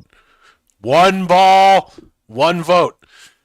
One ball, one vote. One ball, one vote. That's it. What are we making the pride flag? Thoughts on ranked choice voting? Do you think? Because a lot of people have argued that part of our democratic dysfunction is the result of first past the post voting. Do you think ranked choice voting, in conjunction perhaps with some of the other measures we've suggested here, would go at least some way to correcting these problems? Oh, definitely. Yeah, I think ranked choice is a superior method, and that we could have like a party proportional representation system across an electorate would probably increase the voice of the marginal radical voices and get them more clout in a sense. So, It would allow different parties to grow more naturally over time instead of just coalescing into 2 super parties. You could end up having something come in from the back and evolve into a multi-party system instead of just dying on the vine. I guess I've been trying to make the argument throughout this that that America does have a multi-party system and coalition. It just happens before the general election throughout this, but it is very tainted by the fact that we don't have a ranked choice voting The system. fact that it happens in that kind of behind the scenes way functionally means that the majority of voters don't get much input into it. So No, I think, at exactly. least in the interests of transparency, ranked choice voting, and particularly ranked choice voting, if you aren't necessarily limited to one vote, could absolutely allow for way more nuance and a way broader spectrum of political expression. So no, I think democracy is definitely reformable, but these are the hard conversations that people need to be having. Another issue is startup capital. You've mentioned the killing of Yemenis and Kurds. I think a big problem is that the primary way of getting startup capital now is debt. Mm. What if instead you got startup capital by in the USA by killing Mexican drug dealers? They're killing people through fentanyl. Wait a minute. Wait a minute. Ooh. That's like Okay. half the fun I Keep, have. If you then we're back to keep what you kill. So I mean, you hey, get- that's Ben back on deck. That's You actually, come back- yeah, to be fair, man, you that come is back back to to the- what I said. You keep what you kill. So I you mean, get there's a- you get funding. Hey, You off the right cartel leader, you get his funds, you get his resources. If his men should decide to swear allegiance to you, so be it. You get the And that- startup capital to start your new business. like Exactly. pizzeria Yes. or whatever. Yes. See. I think See. that is perhaps a healthier way of getting startup capital for new businesses than debt. I believe that it's called building a bridge across ideologies. Look at us. We're talking Can you believe about it? on land privateers. Yeah. Letters of marque. operating- But Yeah. basically, letters of marque that would provide a way for people to get startup capital for new business ventures that doesn't require them to get into debt. And On that the would flip essentially side, be- there would be so many like suburban mall ninjas just getting fucking cut apart with chainsaws on Lively that Well, no, you see, Ugh. if you're not that skilled or that well equipped, you can form a coalition or cooperative with other mall ninjas, and you can all go out of suburbia in a large group, and maybe 4 or 5 of you attack a Mexican drug lord, and you gradually wear him down and kill him. Like if you've ever played Or you- Pathfinder 2E, when you play Facebook uh, airsoft uh, captains just got Oh, man, they're yeah. loving this right now. Like And then you can also go by volume because, like, has there been any update on those apartment complexes that got taken over by gangs and the police just kind of let that happen? no, that Actually, was you just should be able- you should Yeah, be able to no, go they kill them and they take went their in, money they've from made arrests, and yeah, had to basically admit that, like, yeah, all these people were being extorted for a foreign gang out of Colombia, basically. Well, there you go. De facto bounty hunting or letters of marque, your land-based privateering, whatever you want to call it, that is, I think, a healthier way economically to get startup capital. But the current system of everyone who wants to get into startup capital has to get in massive debt. It's very good for BlackRock. I don't think it's good for the economy as a whole. I think bounty hunting or land-based privateering needs to be more normalized as a means of acquiring startup capital for people who want to start new business ventures. And plus, just by itself, there's people who going to want to get involved, but they don't really have the chops. So there's going to be a support industry. So there's just jobs right off the bat. Absolutely. And I think there's going to be groups to help those people get into coalitions with one another. I think there's going to be, so you all want, 2 or 3 guys want to get together and found a pizzeria in Idaho. They want to start a pizzeria in Idaho. Okay. Well, maybe they start small. They need to kill 2 or 3 coyotes or 2 or 3 sicarios to get that much money. But they can all gang up and take those guys down one by one. It maybe Where's takes them a the year to do it, but they'll original put together money the come first. from, outside of like seizing liquid funds from the Well, people they- you have the seizing bounties I mean, on? you for could them is have like a entirely system different. of like it's like GoFundMe where you essentially have a system where you have these bounties that are held in escrow that people just donate to. You could do that, absolutely, but also I think that's functionally what privateering is. You get to keep these things. We will not prosecute you. We will not extradite you to Mexico if the Mexican government has a hissy fit about this. We consider this lawful and legitimate. We will allow you to keep what you take from these people. I think that is a much healthier way for people who start new businesses to get startup capital. I think a big problem nowadays, and this includes my country, but also as well yours, people can't start up new businesses without getting heavily into debt. And I think that has massive knock-on effects to the economy. I think there needs to be a better way for people to acquire startup capital. And this one, I'm not a bigot. I think the Muslims have a point about the negative effects of usury. Muslims make a big case that having a debt-based economic system is perhaps not a great idea. And I think they are not entirely wrong about that. I'm not a bigot. I'm not willing to say that any group of people has no good ideas. And I think we do need to listen to what the Muslims are saying about usury, and we need to consider alternative ways of making a financial system work. Yeah, Would you hard money support, a basically solves bounty a lot of this system concept. for rape gang That ringleaders could and work. That could absolutely work. That could certainly be viable. Essentially, issuing letters of marque again. There's a free Yeah. market solution for everything. absolutely. Absolutely. Thinking of if you put, I'm just thinking of the hilarity. So imagine there's a rape gang leader, something like this. It is a massive letter. I'm just using that term. Lots of money on it. Somebody crunches the numbers and realizes they're like, again, with names and addresses, they're right here. This 16-wheeler costs this much. That building costs that much. And this letter of marque is worth this much.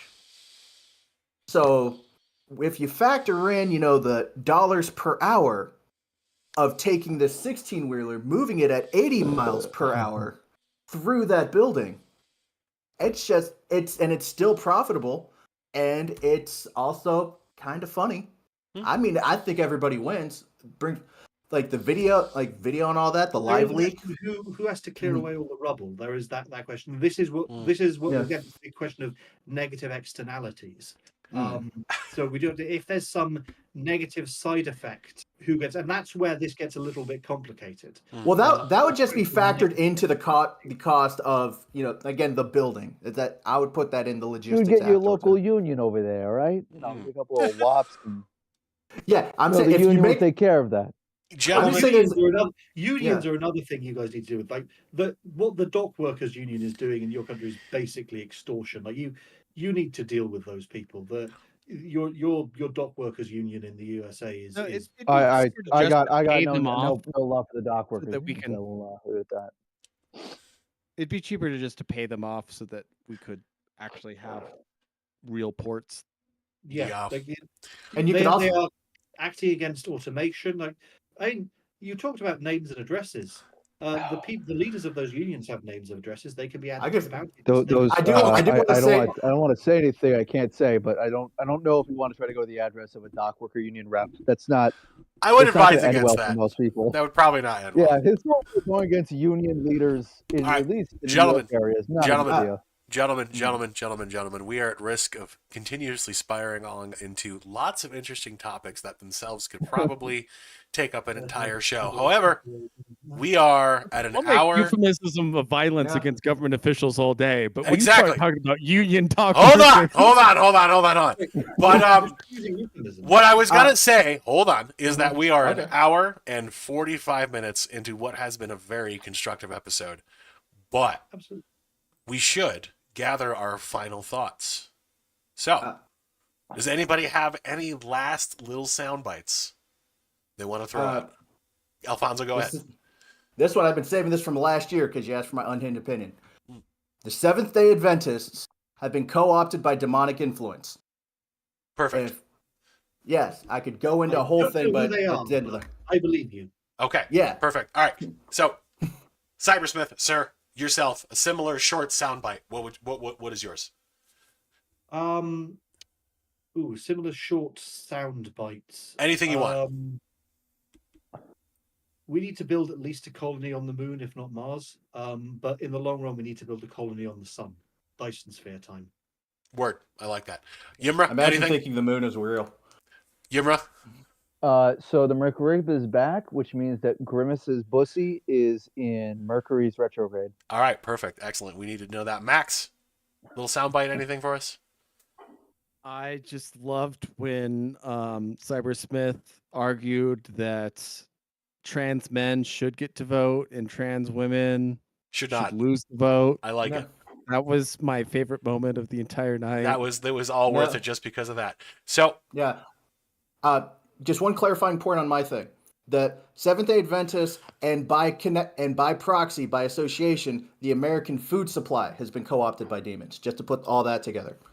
So that now. all right, finish it. sure, I'm done. I'll believe that. I'll believe what. Sure. So, ladies. Yeah.